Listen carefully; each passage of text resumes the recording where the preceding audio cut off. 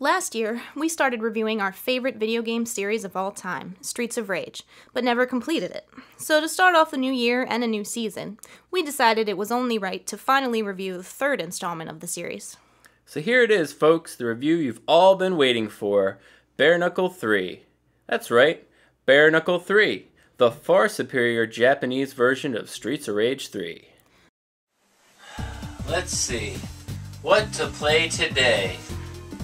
DuckTales? No. Mario 2? No, I already beat it. Star Fox? No. Aha! How about this one?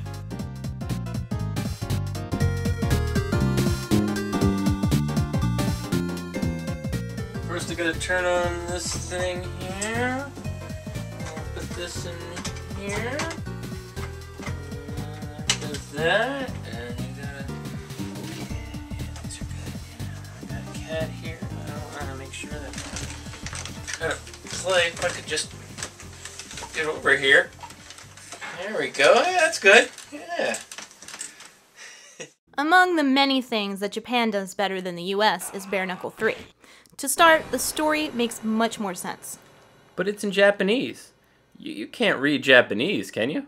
Nope, but it still makes more sense to me than the story from Streets of Rage 3. Here's a translation anyway. Wood Oak City. Wood Oak? How redundant. Casualties, 30,000. Wounded, 80,000. It is the year 19XX. Dude, when the year 19XX finally comes, a lot of crazy stuff is going down. Rakushin, or Element 122, has been discovered by Dr. Gilbert. As it decays, the element emits a massive amount of radiation. This discovery led to the greatest crime in history. Ah!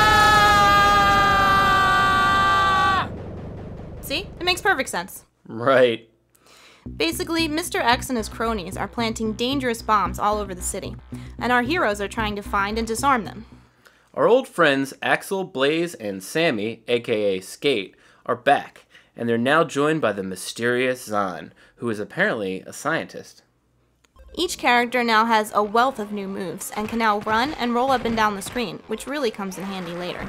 And Sammy has even more awesome hardcore dance moves.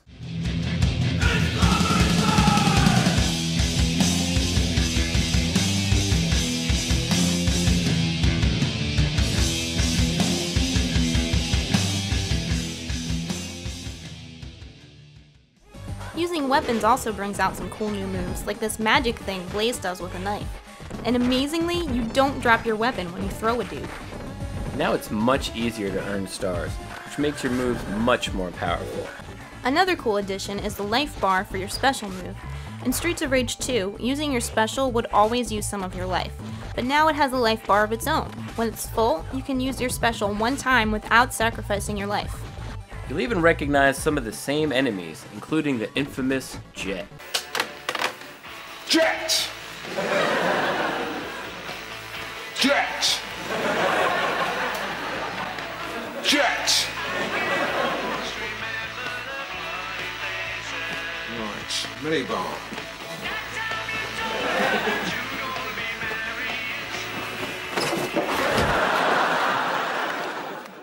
A new enemy not found in the US version is Ash, who is basically Mr. Slave from South Park. Oh, Jesus Christ. It's easy to see why he was removed from the US version.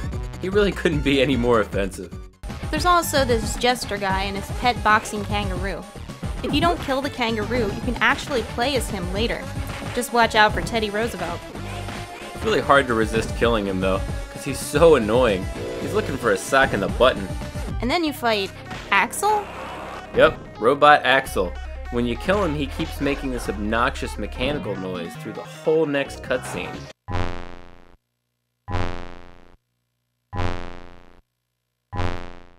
These guys on motorcycles are back, but they're much easier to kill now, and they don't explode and kill you like they do in previous games.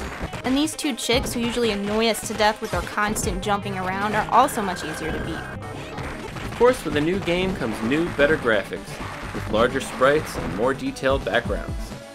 Sometimes the backgrounds even move, like this adorable cat who pops out of the trash can whenever you throw a dude, and these people dancing in the nightclub. Oof, that strobe light makes me nauseous. Surprisingly, one new thing we don't care for is the music. Yuzo Koshiro, who composed the kick-ass tracks from Streets of Rage 1 and 2, literally phoned it in on this one. He programmed a computer to compose the music. Why? The music from Streets of Rage 1 and 2 is the best video game music of all time. Just listen to how awesome it is.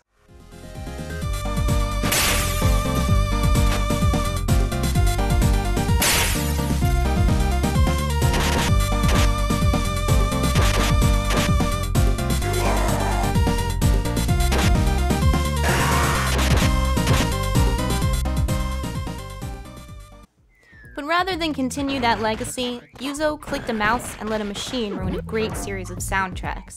The result is something that sounds like a cat walking around on a keyboard. In fact, if we put our cats on a keyboard, they could probably play something way better than the music in this game.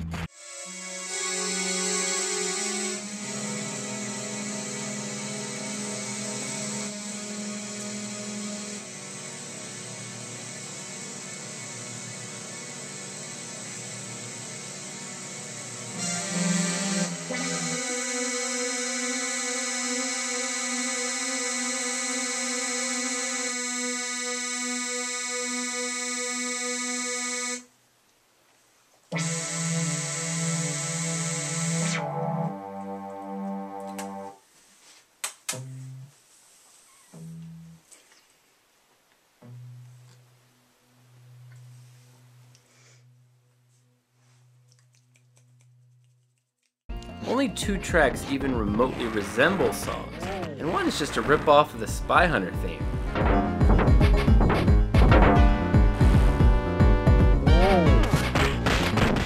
Another thing we hate about this game, this level. What is this? We're being chased by a bulldozer, and there are short cement walls blocking us from running forward. So what can we do?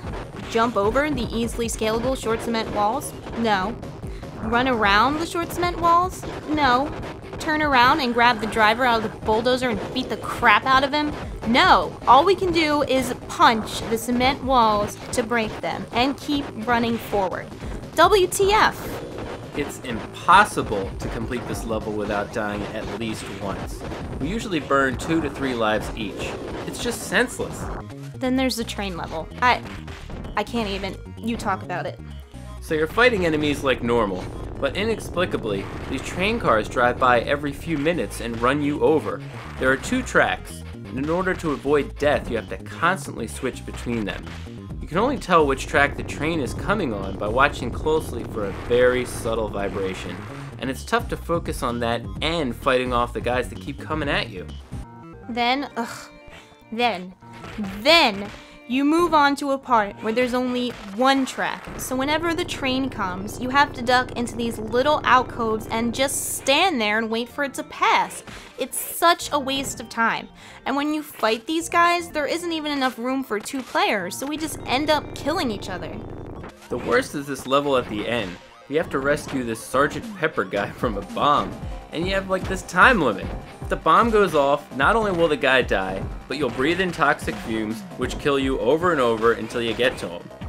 The trick is to remember where the 2 switches are that you need to destroy, so you don't waste your time going into rooms with killer robots and electrified floors. Oh, where are they again? I forget. Oh well. If you save him, you rush to City Hall where you face Mr. X, who you discover is actually a robot. The real Mr. X is just a brain, much like Krang. I'm invincible! You have to fight some professor dude and a CGI-looking robot before you can really save Pinewood City. I think it's Oakwood City. Woodpine City? It doesn't matter. You blow up the building and Adam shows up on a helicopter to save you from the explosion. Where the hell has he been all this time? And you fly off to safety in a scene right out of Jurassic Park.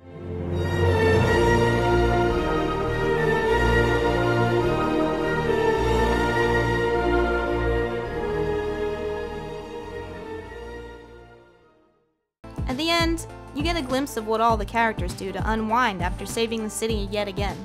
Sammy skates along beside a car that Adam drives on the wrong side of the road.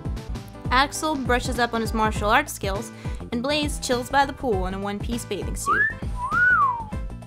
Zahn mysteriously wanders off in a trench coat carrying a suitcase, like we're supposed to wonder where he's going, but who cares? Then they all stare off into the sunset, Streets of Rage 1 style. And is that Max Thunder? Why the hell wasn't he helping us out? He can't share in the glory if he didn't do anything. Well, now that you've seen the far superior Japanese version, it's only fair that we show you the US version too, even though we really hate playing it. Oh, man. Let's play Streets of Rage 3!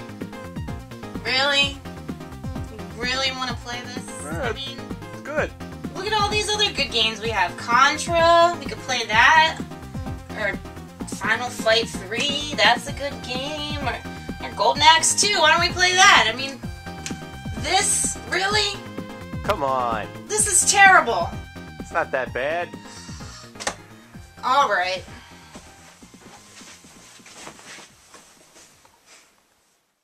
In the English version of the story, we now see that the reason Adam isn't here is because he's too busy to help. Really? Adam's too busy to help save the lives of thousands of innocent people. Really? What could he possibly be doing that's more important? Sorry guys, I can't help. I gotta do my taxes before the April 15th deadline. Sorry, I really need to mow my lawn before it rains. I'm at the DMV and there's a really long line. I did my laundry and there's one sock missing, and it's just gonna bug me all day if I don't find it. So like, I've gotta wait around for the cable guy. He said he'd be here between 9 a.m. and July. We could go on all night. Axel and Blaze are back.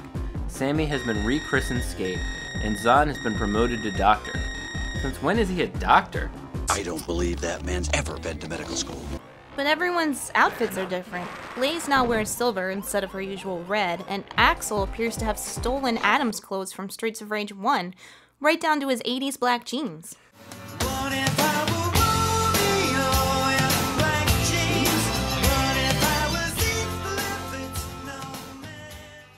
First he steals his moves, now his clothes? This is just getting creepy. The moves are the same as in Bare Knuckle 3, but some of the voiceovers are different. When Blaze does this cartwheel move, she now appears to be saying Paris Hilton. And when Axel does his famous uppercut, he says, Bare Knuckle, even though the game isn't called Bare Knuckle in the US. The story is more lengthy and makes even less sense, but it doesn't really matter.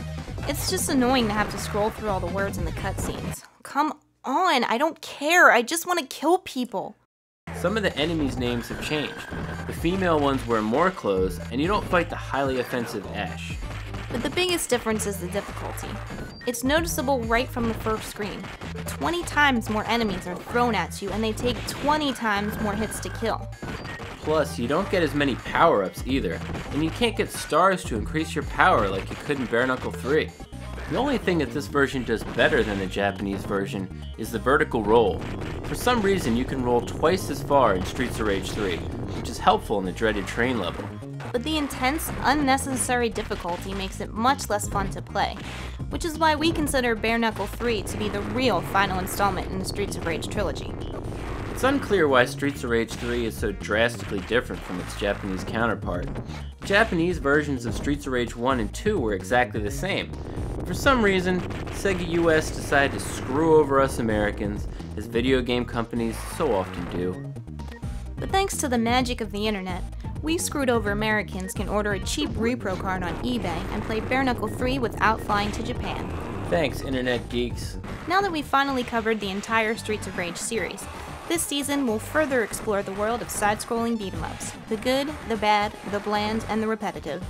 We hope you won't be too busy to watch, like Adam, who's working on his screenplay, Or cleaning out his attic, or planting his perennials, antique shopping, getting a root canal, grooming his French poodle, wine tasting, picking up his dry cleaning, getting swing dance lessons.